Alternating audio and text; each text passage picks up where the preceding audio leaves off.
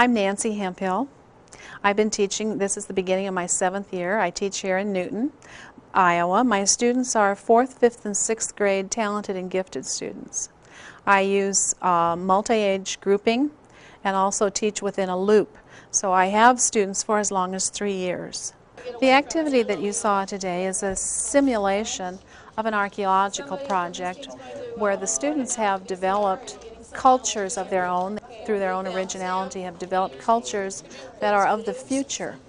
And they have decided all of the basic universals that a culture has and developed the artifacts. It is a cross-curricular project. It just touches every area that is normally taught in class. The students create their own artifacts. They work as a team to use technology to record and store the information as they have developed it. This is based on a curriculum that was developed and marketed in, I believe, about 1992, and it is available for purchase. The name of the curriculum is Dig 2. I named this project Dig It, as I have adapted that curriculum to my own satisfaction. The goal of the project is to have the students work in teams, simulating the roles of archaeologists, using as many tools and technologies they possibly can. The objective is to have them use critical thinking skills and creativity while working together as a team to solve whatever problems they may encounter. I use a number of authentic assessment tools. One of the main tools that I use is student reflection and teacher observation. I am observing the students at all times. They have basically set criteria that they know that they're going to be assessed by. I have them do numerous student reflections, whether they be oral or handwritten or using technology to enter it as a Word document, where they assess their own learning. They have set their goals. They talk about whether or not they've met them, why or why not. They tell me how they have encountered problems and how they've solved them. And I integrate their reflections and their assessment of their learning with what I have observed and then discuss it with them. What you saw that was videoed this morning basically will show you the middle of the project. The earlier parts were done in advance.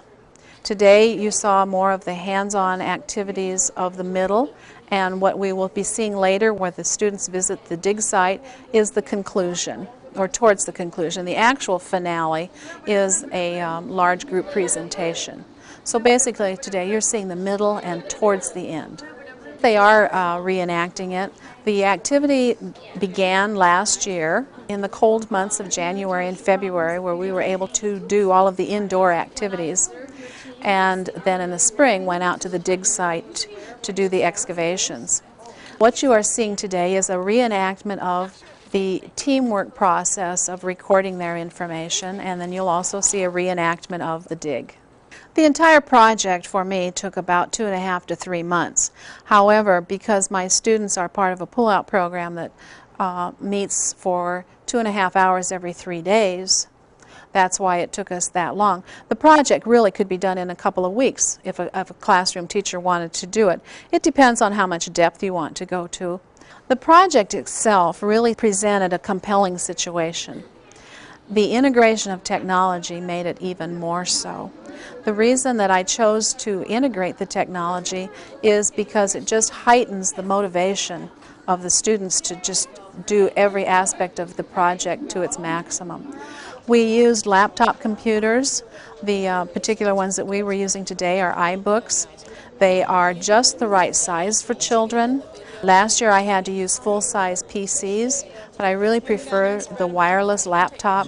It's child size, it's portable, they can move it around. It's just wonderful for them to use. Also, we used digital cameras, 35mm cameras.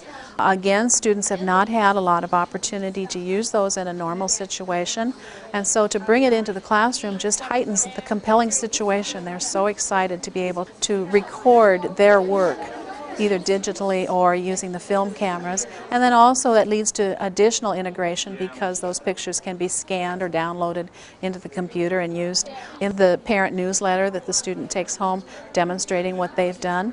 I chose to use the small handheld video cameras because again they are just child size. They fit in their hands perfectly. They're not too heavy, they're not too bulky, and the children really feel as though, okay, these are tools that are meant for me to use. So I have found those to be very agreeable. I thought in the learning process, the number one element, that all of the aspects of those principles were demonstrated by this activity. But the one that stands out the most, of course, is the active learning. These were not passive listeners. These people were very active, taking part in what was going on, and at all times were active, very much so. The aspects of democracy are one of the things that I think makes this project work the way it does and brings it to the level of success that I've had with it, in that the children all know that they have as much say about what they are doing and how they are going to do it as anyone else in the room. I serve as a facilitator to their ideas, so they've had to learn to work together as a group and be able to share power, be able to learn to make decisions, to be respectful of one another, to be kind to each other's ideas, to be accepting of the fact that someone might have an idea that is better than theirs or that theirs isn't going to be used this time. They've had to learn to share their materials, the use of the technology, with lots of give and take, lots of opportunities for them to explore leadership and to rotate leadership. So democracy is one of the strengths of this project.